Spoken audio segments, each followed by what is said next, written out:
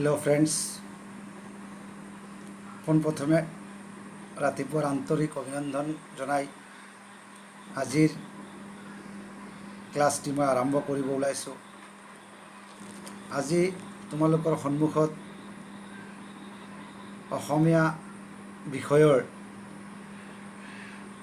Unit 4 অৰ্থাৎ গোট 4ৰ অধীনৰ অসমীয়া ব্যাকৰণৰ এটি পাৰ্ট বা এটি অংশ জতুৱা ঠাঁচ লৈ মই আজি উপস্থিত হৈছোহি। জতুৱা ঠাঁচ অসমীয়া ভাষাৰ এটি অপৰিহাৰ্য অংগ। প্ৰথমতে আমি কওঁ যে জতুৱা ঠাঁচ অসমীয়া ভাষাৰ এটি অপৰিহাৰ্য অংগ। অন্যহাতে জতুৱা ঠাঁচ অসমীয়া ভাষাৰ স্বকীয় প্ৰকাশভংগী বা ঘৰুৱা কথনভংগী। দ্বিতীয়তে জতুৱা ঠাঁচ অসমীয়া ভাষাৰ স্বকীয় প্ৰকাশভংগী মানে নিজস্বভাৱে প্ৰকাশ হোৱাৰ এটা ভংগীমা, আৰু অন্য আনটো হ'ল ঘৰুৱা বা কথনভংগী। উদাহৰণস্বৰূপে জতুৱা ঠাঁচে কেতিয়াবা স্বকীয় ভাষাৰ প্ৰতিনিধিত্ব কৰে, অন্যহাতে আমাৰ ঘৰুৱা ভাষা সচৰাচৰ প্ৰচলিত ঘৰত ব্যৱহৃত ভাষাৰ এতিয়া স্বকীয় ৰূপো জতুৱা ঠাঁচত প্ৰকাশ হোৱা দেখিবলৈ পোৱা যায়। দুটা বা তাতোধিক শব্দ লগলাগি গঠন হোৱা ভাষাৰ যি গোটে কেৱল আভিধানিক অৰ্থ প্ৰকাশতেই সীমাবদ্ধ নাথাকি সম্প্ৰসাৰিত অৰ্থ প্ৰকাশ কৰে। কথাটো হ'ল দুটা বা তাতোধিক শব্দ, কেতিয়াবা দুটা শব্দও লগলাগি হ'ব পাৰে, কেতিয়াবা দুটাতকৈ বেছি শব্দ লগলাগি গঠন হোৱা ভাষাৰ যি গোট, দুটা বা তাতোধিক শব্দ লগলাগি গঠন হোৱা ভাষাৰ যি গোট কেৱল অভিধানিক অৰ্থ প্ৰকাশতেই সীমাবদ্ধ নাথাকি সম্প্ৰসাৰিত অৰ্থ প্ৰকাশ কৰে, বৰং কেতিয়াবা আভিধানিক অৰ্থৰ পৰিৱৰ্তে সম্প্ৰসাৰিত অৰ্থহে মুখ্য হৈ পৰে, ভাষাৰ তেনে গোটক জতুৱা ঠাঁচ বোলে। এতিয়া কথাটো হ'ল জতুৱা ঠাঁচ দুটা বা তাতোধিক শব্দ লগলাগি গঠন হোৱা ভাষাৰ যি গোট আৰু যিয়ে আভিধানিক অৰ্থ প্ৰকাশতেই সীমাবদ্ধ নাথাকে। কথাটো হ'ল দুটা বা তাতোধিক শব্দ লগলাগি গঠন হোৱা ভাষাৰ যিটো গোট, আৰু এই গোটটো কেৱল আভিধানিক অৰ্থ প্ৰকাশতেই সীমাবদ্ধ নাথাকে। আভিধানিক অৰ্থ প্ৰকাশৰ উপৰিও কিছুমান সম্প্ৰসাৰিত অৰ্থ প্ৰকাশ কৰে। আভিধানিক অৰ্থ প্ৰকাশৰ লগতে সম্প্ৰসাৰিত অৰ্থ প্ৰকাশ কৰে, আৰু এই অৰ্থ প্ৰকাশ কৰিবলৈ হ'লে দুটা বা তাতোধিক শব্দ লগলাগি এটা শব্দ হ'ব লাগিব। সম্প্ৰসাৰিত অৰ্থই মুখ্য হ'ব। আৰু তেতিয়া কিন্তু কথাটো হ'ল সেই যে আভিধানিক অৰ্থৰ ওপৰত জোৰ নিদি যিটো আমাৰ সম্প্ৰসাৰিত অৰ্থ বা যিটো আমাৰ অসমীয়া ভাষাৰ কথিত অৰ্থৰ ওপৰত জোৰ দিয়া হয়, আৰু সেই সম্প্ৰসাৰিত অৰ্থ বা কথিত অৰ্থটো মুখ্য হৈ পৰে, ভাষাৰ তেনে গোটকে জতুৱা ঠাঁচ বোলে। মই পুনৰ এবাৰ কৈছোঁ, জতুৱা ঠাঁচ অসমীয়া ভাষাৰ এক অপৰিহাৰ্য অংগ। জতুৱা ঠাঁচ ভাষাৰ এটা স্বকীয় প্ৰকাশভংগী বা ঘৰুৱা কথনভংগী। জতুৱা ঠাঁচ অসমীয়া ভাষাৰ এটা স্বকীয় প্ৰকাশভংগী বা কথনভংগী বুলি ক'ব পাৰি। আৰু এই জতুৱা ঠাঁচৰ ডেফিনেশ্যনটো, মৰমৰ ছাত্ৰ ছাত্ৰীসকল, অকল জতুৱা ঠাঁচৰ যোগেদি বাক্য ৰচনাতেই সীমাবদ্ধ নাথাকি, হয়তো এই কথাটো এনেকুৱাও কেতিয়াবা প্ৰশ্ন উদয় হ'ব পাৰে যে জতুৱা ঠাঁচ কাক বোলে, বা অসমীয়া ভাষাত জতুৱা ঠাঁচৰ প্ৰয়োগ কেনেকুৱা, তাৰ ওপৰতো প্ৰশ্ন নোহোৱাৰ কোনো কথা থাকিবই নোৱাৰে। সেয়েহে ছাত্ৰ ছাত্ৰীসকলক জতুৱা ঠাঁচৰ জৰিয়তে বাক্য ৰচনা কৰাৰ উপৰিও জতুৱা ঠাঁচৰ সংজ্ঞা বা ডেফিনেশ্যনটো জনাৰ অত্যন্তই প্ৰয়োজনীয়তা আছে। এতিয়া আমি পালোঁ জতুৱা ঠাঁচ হ'ল অসমীয়া ভাষাৰ স্বকীয় প্ৰকাশভংগী বা ঘৰুৱা কথনভংগী, আৰু দুটা বা তাতোধিক শব্দ লগ লাগি গঠন হোৱা ভাষাৰ যি গোট, আৰু সেই গোটে কেৱল আবিধানিক অৰ্থৰ মাজত সীমাবদ্ধ নাথাকে, আবিধানিক অৰ্থ প্ৰকাশতেই সীমাবদ্ধ নাথাকি সাম্প্ৰসাৰিত অৰ্থ প্ৰকাশ কৰে। অকল এই যে দুটা বা তাতোধিক শব্দ লগ লাগি যেতিয়া এটা অৰ্থ প্ৰকাশ কৰিব, আৰু এই অৰ্থটো কেৱল আবিধানিকৰ ক্ষেত্ৰতেই সীমাবদ্ধ নাথাকি তাৰ সাম্প্ৰসাৰিত অৰ্থও কেতিয়াবা প্ৰকাশ কৰে, বৰং কেতিয়াবা সেই আবিধানিক অৰ্থৰ পৰিৱৰ্তে অসমীয়া অভিধান বা অসমীয়া ডিক্সনাৰীত যি অৰ্থ প্ৰকাশ কৰিছে সেই প্ৰকাশ অৰ্থৰ পৰিৱৰ্তে কেতিয়াবা সাম্প্ৰসাৰিত অৰ্থ মুখ্য হৈ পৰে। আবিধানিক অৰ্থৰ পৰিৱৰ্তে কেতিয়াবা এই সাম্প্ৰসাৰিত অৰ্থৰ ওপৰত জোৰ দিয়া হয় বা সাম্প্ৰসাৰিত অৰ্থ মুখ্য হৈ পৰে, আৰু ভাষাৰ তেনে গোটবিলাককেই জতুৱা ঠাঁচ বুলি কোৱা হয়। এতিয়া আমি বুজি পালোঁ দুটা বা তাতোধিক শব্দ লগ লাগি যেতিয়া আবিধানিক অৰ্থ প্ৰকাশ কৰি কেৱল আবিধানিক অৰ্থতে সীমাবদ্ধ নাথাকি সাম্প্ৰসাৰিত অৰ্থৰ ওপৰত জোৰ দি সাম্প্ৰসাৰিত অৰ্থ মুখ্য হৈ পৰে, তেতিয়াই তাক জতুৱা ঠাঁচ বোলে। এতিয়া অন্যহাতে জতুৱা ঠাঁচ কিন্তু অসমীয়া ভাষাৰ অলংকাৰ স্বৰূপ। যেনেকৈ তিৰোতা বা স্ত্ৰীসকলে যেতিয়া অলংকাৰ পিন্ধে তেতিয়া তেওঁলোকৰ শাৰীৰিক অৱয়ব বা শাৰীৰিক সৌন্দৰ্য এনেই ফুটি উঠে বা এনেই প্ৰকাশ পায়। ঠিক সেইদৰে এই জতুৱা ঠাঁচো অসমীয়া ভাষাগত দিশৰ পিনে বা অসমীয়া ভাষাৰ পিনে অসমীয়াৰ ব্যাকৰণিক দৃষ্টিকোণৰ পৰা এই জতুৱা ঠাঁচবোৰক কেতিয়াবা অলংকাৰ বুলিও আমি আখ্যা দিব পাৰোঁ বা অলংকাৰ বুলিও ক'ব পাৰি, আৰু যাৰ কাৰণে জতুৱা ঠাঁচবিলাকক অসমীয়া ভাষাৰ অলংকাৰ স্বৰূপ বুলি চিহ্নিত কৰা হৈছে। আৰু সেই অলংকাৰ বা এই জতুৱা ঠাঁচে অসমীয়া ভাষাক শুৱলা আৰু চহকী কৰি তোলে। জতুৱা ঠাঁচৰ প্ৰয়োগে যেনেকৈ অলংকাৰ পিন্ধিলে কুৎসিত মানুহ দেখাত ধুনীয়া হয়, ঠিক সেইদৰে এই যে অসমীয়া ভাষাৰ অলংকাৰ স্বৰূপ জতুৱা ঠাঁচবিলাক প্ৰয়োগ কৰাৰ লগে লগে অসমীয়া ভাষা শুৱলা আৰু চহকী হৈ পৰে। জতুৱা ঠাঁচ এক বাচিক কলা, আৰু ই মানুহৰ মুখ বাগৰি অহা। দ্বিতীয়তে জতুৱা ঠাঁচ ব্যুৎপত্তিগত দিশৰ পিনে চিন্তা কৰিলে বা দৃষ্টি নিক্ষেপ কৰিলে দেখা যায় যে জতুৱা ঠাঁচ কেতিয়াও আপোনা আপুনি প্ৰকাশ হোৱা নাছিল। এই জতুৱা ঠাঁচক এক বাচিক কলা বা ই মানুহৰ মুখ বাগৰি অহা, ই মানুহৰ মুখে মুখে প্ৰচলিত কিছুমান শব্দ, যাক জতুৱা ঠাঁচ বুলি কোৱা হয়। অন্যহাতে জতুৱা ঠাঁচবিলাক অসমীয়া ভাষাৰ লোকসাহিত্যৰ পৰা অসমীয়া ভাষাত সংলগ্ন হৈছে বা অসমীয়া ভাষাত প্ৰয়োগ হোৱা দেখিবলৈ পোৱা যায়। মানুহৰ দৈনন্দিন জীৱনৰ সামাজিক, ৰাজনৈতিক, সাংস্কৃতিক, অৰ্থনৈতিক আদি অভিজ্ঞতাৰ পটভূমিত জতুৱা ঠাঁচ গঢ় লৈ উঠে। এতিয়া কথাটো হ'ল জতুৱা ঠাঁচ বাচিক কলা, ই মানুহৰ মুখ বাগৰি অহা বা মানুহৰ মুখে মুখে প্ৰচলিত হৈ অহা, আৰু ই মানুহৰ দৈনন্দিন জীৱনৰ সামাজিক, ৰাজনৈতিক, অৰ্থনৈতিক আদি সাংস্কৃতিক আদি অভিজ্ঞতাৰ পটভূমিত জতুৱা ঠাঁচ গঢ় লৈ উঠে। মানুহৰ দৈনন্দিন জীৱনৰ লগত নিয়োজিত, দৈনন্দিন জীৱনৰ লগত খাপ খোৱা মানুহৰ সামাজিক, ৰাজনৈতিক, অৰ্থনৈতিক, সাংস্কৃতিক বিভিন্ন অভিজ্ঞতাৰ পটভূমিত জতুৱা ঠাঁচবিলাক গঢ় লৈ উঠিছে বা জতুৱা ঠাঁচবিলাক গঢ় লৈ উঠে।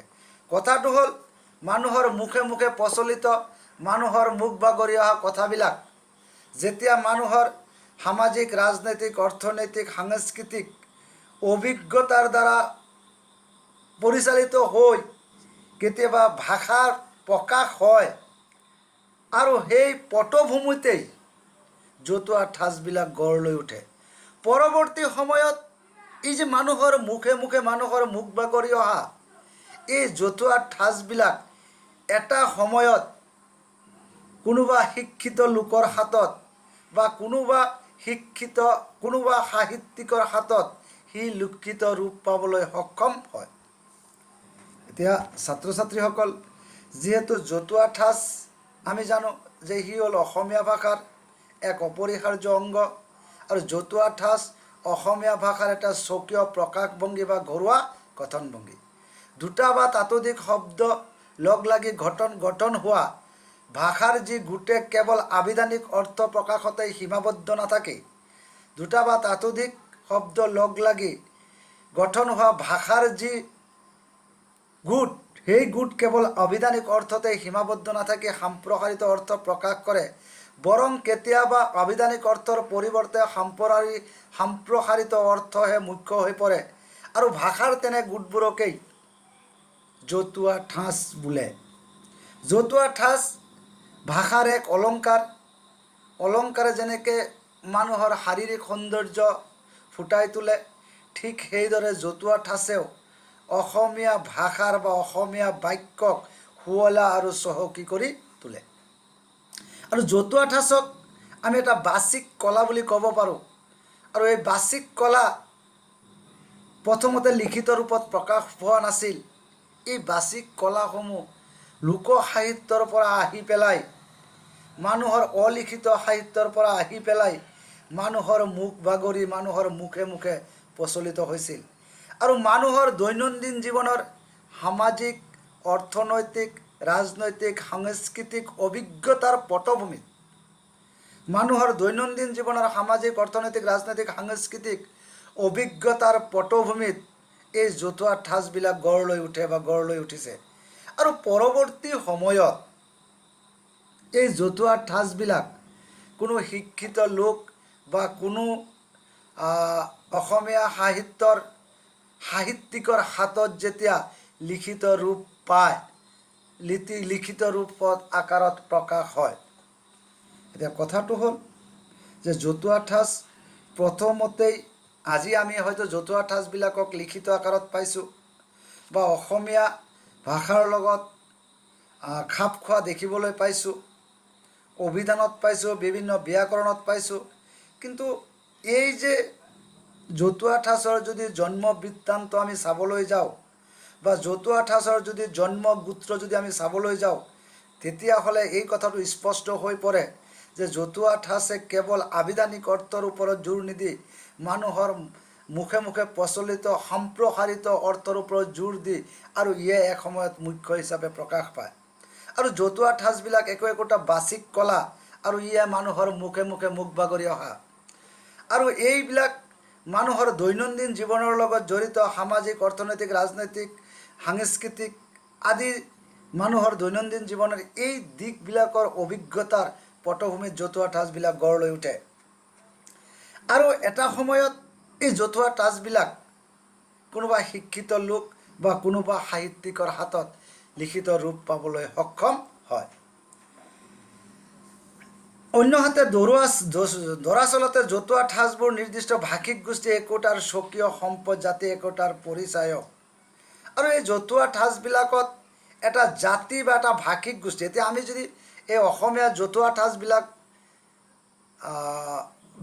ঠাঁচবিলাকৰ কথা কওঁ, তেতিয়াহ'লে আমি বিচাৰি পাম যে এই জতুৱা ঠাঁচ অসমীয়া ভাষিক গোষ্ঠী বা অসমীয়া জাতিৰ একোটা স্বকীয় সম্পদ, আৰু জাতি একোটাৰ পৰিচায়ক।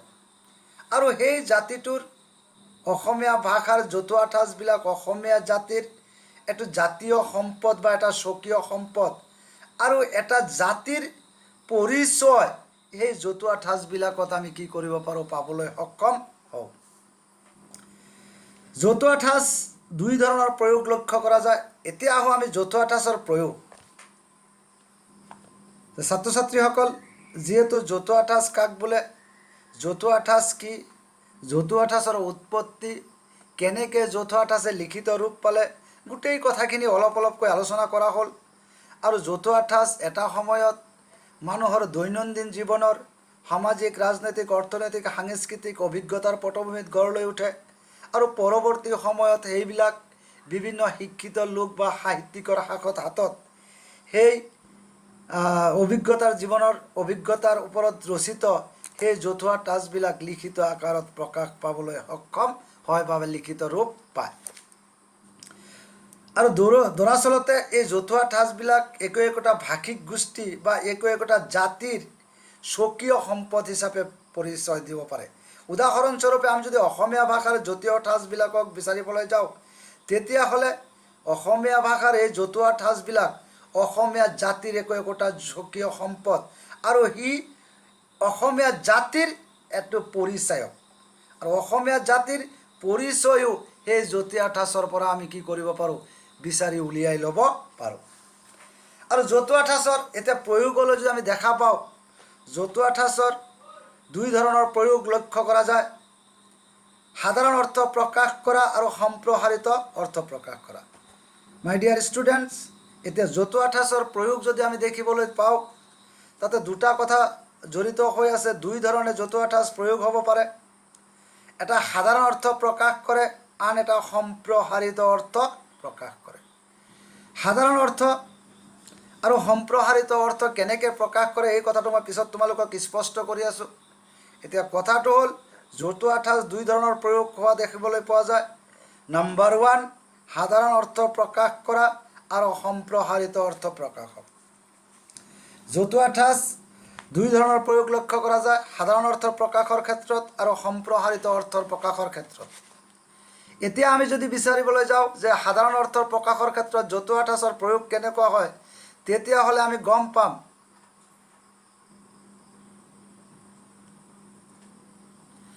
আচলতে সাধাৰণ অৰ্থ প্ৰকাশৰ ক্ষেত্ৰত জতুৱা ঠাঁচবিলাকে নাম শব্দৰ লগত ক্ৰিয়া বা আন শব্দ যোগ হয়। নাম শব্দৰ লগত ক্ৰিয়া বা আন শব্দ যোগ হৈ সাধাৰণ অৰ্থ প্ৰকাশক জতুৱা ঠাঁচবোৰৰ সৃষ্টি হয়। এতিয়া সাধাৰণ অৰ্থ প্ৰকাশৰ ক্ষেত্ৰত সাধাৰণতে নাম শব্দৰ লগতে ক্ৰিয়া বা আন শব্দ যোগ হৈ সাধাৰণ অৰ্থ প্ৰকাশক জতুৱা ঠাঁচবোৰৰ সৃষ্টি হয়। যেনে আউল লগা, আশা পাল, ইতিকিংকৰ, লগধৰ, কটীয়া পাৰ। এতিয়া নাম শব্দৰ লগত ক্ৰিয়া বা আন শব্দৰ যোগ হৈ যেতিয়া সাধাৰণ অৰ্থ প্ৰকাশ হৈ জতুৱা ঠাঁচবোৰৰ সৃষ্টি হয়। উদাহৰণস্বৰূপে আউল লগা, আশা পাল, ইতিকিংকৰ, লগধৰ, কঠীয়া পাৰ ইত্যাদি। এইবোৰ জতুৱা ঠাঁচৰ মোটামুটিভাৱে সাধাৰণ অৰ্থ প্ৰকাশক। আৰু এই শব্দকেইটাই আউল লগা, আশা পালা, ইতিকিংকৰা, লগ ধৰা, কটীয়া পাৰা, এইকেইটা জতুৱা ঠাঁচৰ মোটামুটিভাৱে ইয়াত একেবাৰে সাধাৰণ অৰ্থহে কি কৰা হৈছে, প্ৰকাশ কৰা হৈছে। আৰু এইবোৰত সম্প্ৰসাৰিত অৰ্থ মুখ্য হৈ পৰে। আৰু এই শব্দবিলাকত সম্প্ৰসাৰিত অৰ্থ মুখ্য হৈ পৰে আৰু সম্প্ৰসাৰিত অৰ্থ গৌণ হৈ পৰে। দ্বিতীয়তে আহোঁ সম্প্ৰসাৰিত অৰ্থ প্ৰকাশত জতুৱা ঠাঁচ। বিশেষ্য বিশেষণ ক্ৰিয়া। এতিয়া সম্প্ৰসাৰিত অৰ্থ প্ৰকাশৰ ক্ষেত্ৰত জতুৱা ঠাঁচৰ ক্ষেত্ৰত আমি ক'ব পাৰোঁ বিশেষ্য, বিশেষণ আৰু ক্ৰিয়া আদি শব্দবোৰ ভিন ভিনকৈ বা একেলগে প্ৰয়োগ হৈ সম্প্ৰসাৰিত অৰ্থ প্ৰকাশক জতুৱা ঠাঁচবোৰ গঠন হয়। বিশেষ্য, বিশেষণ, ক্ৰিয়া আদি শব্দবোৰ ভিন ভিনকৈ বা একেলগে প্ৰয়োগ হৈ সম্প্ৰসাৰিত অৰ্থ প্ৰকাশক জতুৱা ঠাঁচবোৰ গঠন হয়। বিশেষ্য, বিশেষণ আৰু ক্ৰিয়া আদি শব্দৰ ভিন ভিন ধৰণে প্ৰয়োগ হৈ যেতিয়া একলগে প্ৰয়োগ হৈ সম্প্ৰসাৰিত প্ৰকাশ কৰে আৰু তেনে ঠাঁচবিলাক জতুৱা ঠাঁচৰ সম্প্ৰসাৰিত অৰ্থ প্ৰকাশক জতুৱা ঠাঁচ বুলি ক'ব পাৰি। এনে জতুৱা ঠাঁচ গঠন হোৱা শব্দবোৰৰ সাধাৰণ বা আভিধানিক অৰ্থ তল পৰি সম্প্ৰসাৰিত অৰ্থ প্ৰকাশ পায়। এতিয়া তাৰ লগত মূল কথাটো হ'ল এই যে সম্প্ৰসাৰিত অৰ্থ প্ৰকাশৰ ক্ষেত্ৰত জতুৱা ঠাঁচৰ প্ৰয়োগ সম্পৰ্কে আমি জানো যে সম্প্ৰসাৰিত অৰ্থ প্ৰকাশ জতুৱা ঠাঁচৰ ক্ষেত্ৰত তাৰ যিটো আভিধানিক অৰ্থ, সাধাৰণ বা আভিধানিক অৰ্থ, যিটো অসমীয়া আভিধানিক যিটো অৰ্থ প্ৰকাশ পায়, যা সাধাৰণ অৰ্থ যিটো প্ৰকাশ পায়, এই আভিধানিক বা সাধাৰণ অৰ্থ তল পৰি তাৰ সম্প্ৰসাৰিত অৰ্থহে প্ৰকাশ পায়। তে কিছুমান জতুৱা ঠাঁচ যে সম্প্ৰসাৰিত বা আভিধানিক অৰ্থটো তল পৰি সম্প্ৰসাৰিত অৰ্থহে মুখ্য হিচাপে প্ৰয়োগ হয়। উদাহৰণস্বৰূপে এতিয়া যদি আমি চাব যাওঁ যে কপাল ফুল, ইয়াত যে সাধাৰণ অৰ্থ বা আভিধানিক অৰ্থ যদি আমি বিচাৰিবলৈ যাওঁ, কপাল ফুল তাৰমানে কপালত ফুল উঠাৰ নিচিনা অৰ্থ প্ৰকাশ পায়। কপাল ফুল মিন্স মানুহৰ যিটো কপাল, এই কপালৰ কথা কোৱা হৈছে, আৰু ফুল মানে ফ্লাৱাৰ, আৰু কপালৰ ওপৰত ফুল ওলা তাৰ হ'ল আভিধানিক অৰ্থ। কিন্তু তাৰ যদি আমি সম্প্ৰসাৰিত অৰ্থটো বিচাৰিবলৈ যাওঁ, তেতিয়াহ'লে তাৰ সম্প্ৰসাৰিত অৰ্থ হ'ব সৌভাগ্য উপস্থিত হোৱা। গতিকে ছাত্ৰ ছাত্ৰীসকল, যে জতুৱা ঠাঁচবিলাকে কেতিয়াবা সাধাৰণ অৰ্থৰ ওপৰত জোৰ দি সম্প্ৰসাৰিত অৰ্থক প্ৰত্যাখ্যান কৰে, কেতিয়াবা সাধাৰণ বা আভিধানিক অৰ্থক প্ৰত্যাখ্যান কৰি সম্প্ৰসাৰিত অৰ্থৰ ওপৰত জোৰ দিয়া হয়। উদাহৰণস্বৰূপে এতিয়া যদি আমি কওঁ